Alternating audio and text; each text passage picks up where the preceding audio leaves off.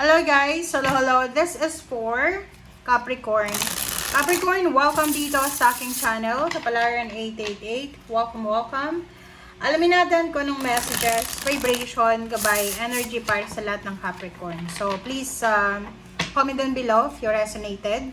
And dun sa mga Capricorn na bago lang sa channel ko, please like and subscribe guys. Please like, subscribe, and follow.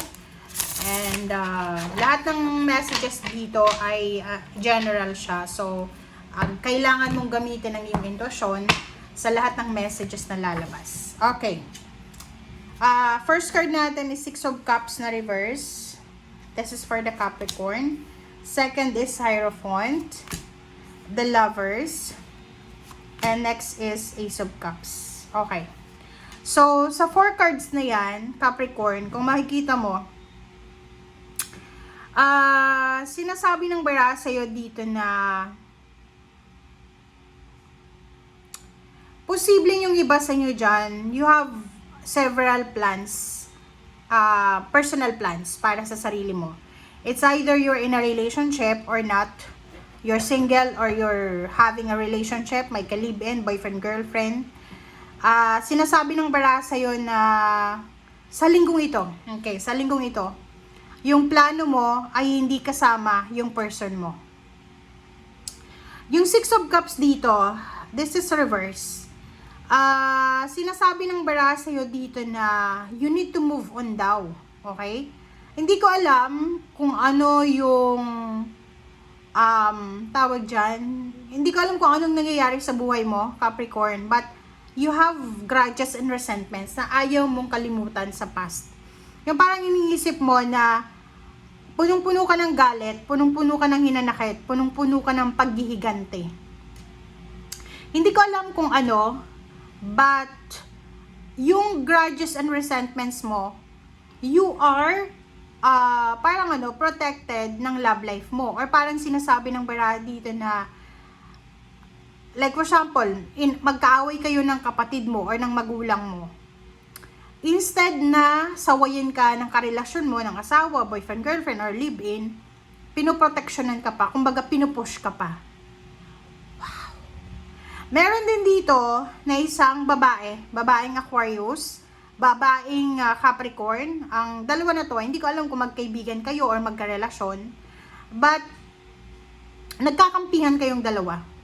Nagkakampihan. It's either yung iba Aquarius or pwedeng yung iba is same sign mo na Capricorn, same sign na earth signs na Taurus or Virgo, pero naggano kayo they are ganging up together or you are ganging up with each other. Okay? So, nakikita ko sa'yo dito na mayroon kayong mga plano. Pwede din ito na, yun nga sabi ko sa kanina, there's someone na marami siyang plano pero hindi niya kasama yung karelasyon niya. But meron din dito na dalawa, yun nga, either a couple kayo, mag-best friend, magkapatid. Meron kayong pinaplano para sa future nyo. And nakikita ko sa'yo dito, ang problema, pwedeng kasal ka. Pwedeng kasal ka, may ka-live-in ka, may boyfriend, girlfriend ka, pero you're planning to find Ace of Cups. Kasi parang sinasabi mo na, hindi ko alam, ikaw na lang yung makakapagsabi dyan, kasi baka i-bash mo pa ako. Alright, so tingnan natin. Okay, pag ganun kasi, ikaw na yung magde-decision dyan. Okay, Ten of Wands and King of Swords. Dito sa first, these two cards, diba? Nagkabulol-bulol ako because, you know, my guides ay parang sinasabi sa akin na kailangan kong sabihin sa yung message, but sa akin, ayokong sabihin kasi baka masamain mo yung reading na to. Okay, Ten of Wands, King of Swords, yun yung rason. Yun yung rason. Ang rason kung bakit ka ganyan yung pakiramdam mo, you're blaming your relationship, pwedeng biniblame mo yung parents mo, na isinilang ka na mahirap. Maybe you're blaming your relationship, yung asawa mo, boyfriend, girlfriend, ka-live-in partner, kasi hindi umuusad yung buhay nyo. So ngayon, nakikita ko sa'yo dito na you're willing, you're planning to let go that relationship na meron ka sa ngayon kasi napapagod ka na eh. Pagod na pagod ka na eh. Yung parang feeling mo, kahit saan ka pumunta, stagnant pa rin. Yung purpose ng pagkakaroon ng relationship na akala mo magiging maalwa yung buhay mo because may katuwang ka, but ang problema is pareho kayong nagsasuffer. Okay, nakikita ko yung pagod. Diba? This is your energy. Pumasok din to sa sa bi-weekly. Kung aalala nyo, diba? So, sinasabi ng bara sa'yo dito, Capricorn, pasensya na ha, pero babasahin lang natin. So, depende yan kung makaka-resonate sa'yo. Kung hindi naman resonated, ignore mo na lang. Ito kasi, sinasabi ng bara na pagod ka na. Pagod ka na sa kasalukuyan mong sitwasyon. Pero alam mo, wala kang problema sa love life.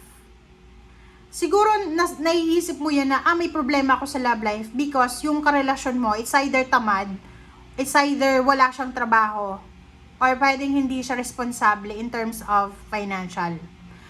Pero, kung pag-uusapan natin yung relationship mo, wala kang maisusumbat sa karelasyon mo, 'di ba? Kasi mabuti siyang tao pagdating sa'yo. Kaso lang, pagod ka na. Napapagod ka na sa paulit-ulit sa routine mo, everyday routine. Na nakikita mo yung Eight of Swords, parang nakikita mo na ang dami-daming obstacles and challenges. Napapaligiran ka ng mga nakikita mo yung kapitbahay mo, bakit sila maalwa? Bakit ikaw naghihirap? Eight of Swords, bakit sila may freedom sila? Bakit ikaw hindi? So, nakikita ko sa'yo dito na yung pagod na nararamdaman mo, yung restrictions na nararamdaman mo, especially sa pera, yan yung parang motivation mo and inspiration mo para umalis, magpakalayo-layo. Kung may relationship ka ngayon, since ayaw mo na sa sitwasyon niya, plano mong maghanap ng iba, plano mong makipagrelasyon sa mas mayaman, mas magiging maalwa yung buhay mo. Nakikita ko sa'yo kasi dito, tingnan mo guys, ang sabi ng bara sa'yo dito, na inaakala mo na yung situation mo ngayon ay may mas maganda pang mangyayari sa'yo kasi Eight of Swords and Five of Pentacles, sobrang kahit ngayon, pwedeng kapain mo pa yung wallet mo, wala kang pera. Or maybe may sweldo ka, pero naubos agad. Or maybe may sisweldohin ka sa 15, pero pambayad na lang sa utang. Okay, please comment down below.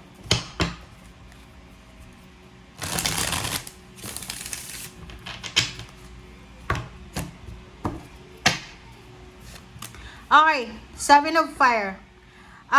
Sinasabi ng bara sa'yo dito yon. Nakikita ko sa'yo dito na kahit na sobrang hirap na hirap ka sa buhay, financially, wala ka talagang energy para gawin kung ano yung mga financial dreams mo. Pero nakikita ko sa'yo dito, sobra-sobra yung confidence level mo. Napaka-confident mo. Na sinasabi mo na, okay, ngayon lang to. Once na makaalis na ako dito sa relationship na to, sa lugar na to, sa trabaho nito, magiging bago na yung situation ko. So, punong-puno ka ng determination and resistance. Nakikita ko sa'yo dito na hindi ikaw yung klase ng tao, like Capricorn, hindi ikaw yung klase ng tao na magsisettle sa walang kwentang bagay. Hindi sa pagiging materialistic, pero ang nakikita ko sa'yo, Capricorn, lalo kung single ka ngayon, or may karelasyon ka man, hindi ka sure kung siya talaga yung magiging forever mo eh. Kasi yung parang sa'yo, yung comfort zone mo is pera. Yung comfort zone mo is yung maalwa na buhay. So, tingnan mo dito. Ilalaban mo talaga eh. Sa ayaw at sa gusto ng mundo, ilalaban mo. Gusto mong magkaroon ng bahay, maikasal ng ingrande, gusto mong mahiga sa salapi, gusto mong maabot yung pangarap mo kasi hindi sa pagiging materialistic pero yung pangarap mo talaga Same with the Virgo. Ang pangarap nyo talaga is limpak-limpak na salapi. And makikita mo dito na ilalaban mo talaga siya. Parang sinasabi mo ngayong linggong ito na wala kang uurungan. Gagawin, hahanapin mo talaga yung prosperity na abundance na yan na pinapangarap mo. And isa sa mga steps na gagawin mo ngayon, hahanapin mo talaga siya. Hahanapin mo, like for example, maghahanap ka ng ibang lahi na pwedeng maging asawa mo, boyfriend, girlfriend, or pwedeng maghahanap ka ng trabaho sa ibang lugar, or pwedeng maghahanap ka ng makakatulong sa'yo. Kasi itong 5 of Earth na to, talagang dalawa yung message na to, na wala talaga, wala ka talagang pera, wala ding tumutulong sa'yo, wala ding pwedeng tumulong.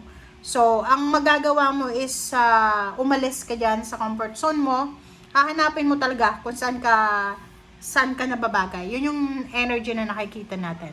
Alright? Thank you guys. Bye!